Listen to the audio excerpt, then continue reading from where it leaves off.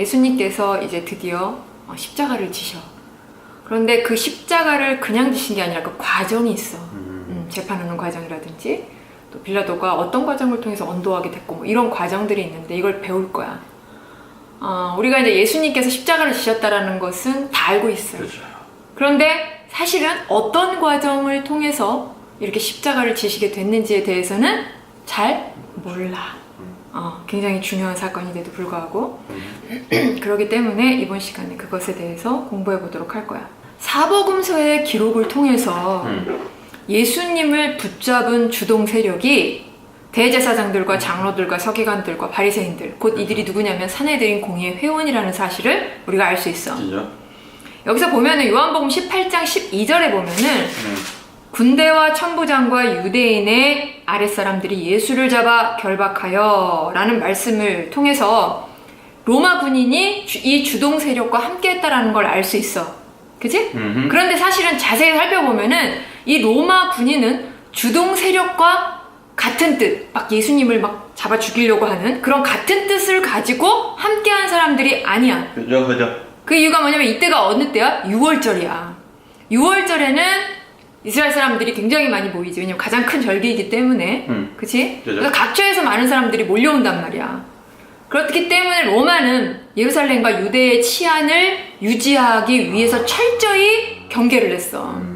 그죠. 그러겠죠. 그래서 이에 치안 유지의 차원으로 산헤드린 공회가 체포하고자 하는 사람을 지목했을 거 아니야. 그죠. 이 사람을 체포해야 된다. 그래서 그것을 잡을 수 있도록 협조하는 차원으로 겟세마네 동산까지 갔던 거야. 결국 이것을 통해서 로마 군인은 예수님을 붙잡아서 잡아 죽이려는 목적으로 겟세마네 동산까지 간 것이 아니라는 것을 우리가 알 수 있지? 그죠. 마지막 주간 목요일, 지금 목요일이야. 그치? 그죠. 예수님은 겟세마네 동산에서 기도하고 내려오시다가 예수님을 죽이려는 주동 세력이 보낸 무리들과 그들과 합세한 조금 아까 말한 로마 군인들에게 잡히셨어. 그리고 어디로 끌려오셨냐면 예루살렘 성 안으로 끌려오셔. 그래서 누구한테 먼저 신문을 받기 위해서 끌려갔냐면 바로 전직 대제사장인 안나스. 이 사람은 누구야? 가야바. 현직 대제사장인 가야바의 장인이야. 그 안나스에게로 먼저 끌려가셔. 그 다음에 현직 대제사장인 가야바와 누가복음 22장 66절에 예수를 그 공회로 라는 말씀처럼 산헤드린 공의회 앞에 끌려가셨다라는 거야. 그리고 누가복음 22장 67절에 내가 그리스도냐? 그리고 22장 70절에 내가 하나님의 아들이냐? 라고 신문을 받으신 거야, 이들에게. 예수님께서. 이들은 그리고 누가복음 22장 71절에 어찌 더 증거를 요구하리요? 어떤 대답도 들으려고 하지도 않고 무슨 변론을 요구하지도 않고 그냥 이렇게 자기들 마음대로 어떤 공식적인 절차 없이 결론을 내린 거야. 어떻게? 예수님을 사형시키기로 이렇게 결론을 내렸어. 예수님은 공회 앞에서 이와 같은 판결을 받으시게 된 거야. 사실은 이 판결은 근데 어떤 판결이냐면 이미 계획된 판결이야. 그치? 비공식적인 회의였어. 계획된 재판이었다라는 거야. 이를 위해서 사실은 빌라도 총독에게 예수님을 사형시키기 위해서 빌라도 총독에게 이제 끌려가신단 말이야. 그럼 우리가 이렇게 생각해. 왜 빌라도 총독에게 끌려가셨는지. 사형을 집행했으면 그냥 사형하면 될 거 아니야. 그죠. 그 이유를 우리가 알기 위해서는 먼저 뭐를 알아야 되냐면 로마는 이스라엘에게 일정한 범위 내에서 이스라엘 백성들이 자체적으로 일을 집행할 수 있는 권한을 주었어.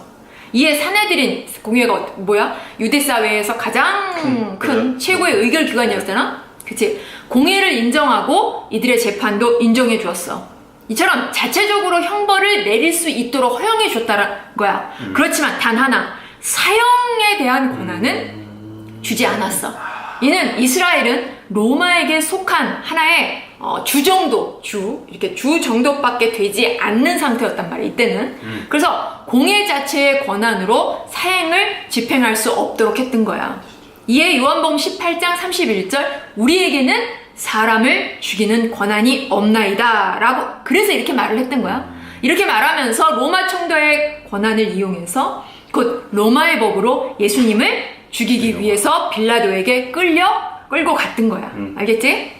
그 다음 보면은 대제사장 안나스와 가야바, 장로들과 서기관들, 곧 산헤드린 공의회들은 자기들은 이렇게 사실은 이제 예수님을 끌고 왔잖아. 이들이 예수님을 끌고 왔는데 누구한테? 빌라도에 끌고 왔잖아. 그죠? 빌라도가 이제 관정에 있었을 거 아니야. 그 관정에 끌고 갈 때에 자기네들은 들어가지 않았어.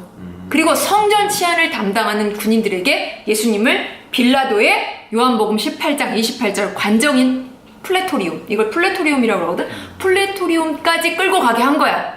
그 이유가 뭐냐면은 자기네들은 들어가지 않고 그 군인들이 끌고 가게 한 이유가 뭐냐면은 이날은 사실은 금요일 새벽이야. 그치? 그래서 안식일 전날이란 말이야. 그래서 6월절 예비일이었기 때문에 요한복음 18장 28절에 그들은 더럽힘을 받지 아니하고 라고 이방인의 집에 들어가면 몸이 더럽혀진다라고 하는, 그래서 들어가면 안 된다라는 자기네들의 세칙이 있었단 말이야. 이것을 지키기 위해서 예수님을 죽이려는 주동 세력들은 관정에, 이방인 지역이잖아, 관정에 들어가지 않고 그 앞까지만 가서 거기서 부르짖은 거야. 예수님만 들여보내고 예수님만 그 앞으로 관정 안으로 들여보내고 자기는 문 밖에 서갖고 외친 거야. 어떤 상황인지 이해가 상상이 되지?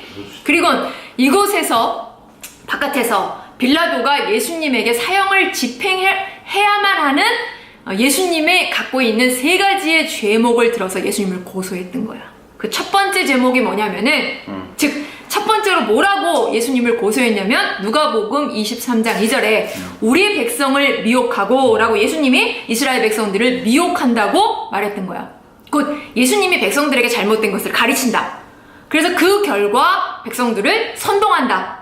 그리고 결국은 백성들이 로마에 복종하지 못하도록 만들어서 반란을 일으키려 한다고 고소했던 거야.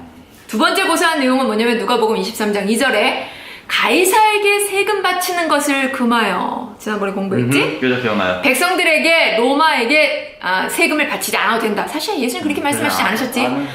근데도 이렇게 말을 한 거야. 이렇게 세금 바치지 않아도 된다라고 납세 거부 운동을 예수님께서 벌이셨다라고, 그래서 백성들을 선동했다라고 이렇게 고소를 한 거야. 이는 로마 정치 제도에 대항하는 반란을 일으키려 한 것이라고 두 번째로 고소를 했던 거야. 그럼 세 번째 고소한 내용은 뭐냐? 누가복음 23장 2절에 자칭 왕 그리스도라 하더라 라고 스스로 유대인의 왕이라고 말했다라는 거야. 이는 가이사의 왕권, 즉 로마의 통치권에 맞서는 반역항이다 라고 고소를 한 거야. 이들이 열거한 제목을 이렇게 딱 들어보니까 언제 했던 말이야? 마지막 주간 화요일 바리새인들이 예수님을 로마법에 고소하기 위해서 의도적으로 사람들을 보내 질문하지. 그죠. 그 질문이 가이사에게 바치는 질문을 했잖아. 그 내용이었잖아, 거의. 그 내용이었음을 알 수 있어. 이들은 이것을 가지고 예수님을 사형시킬 수밖에 없는 죄인으로 몰고 가기 위해서 미리 그렇게 계략을 꾸며 준비를 했던 거고, 이것을 가지고 3가지의 제목을 만들어서 빌라도에게 고소를 했던 거야.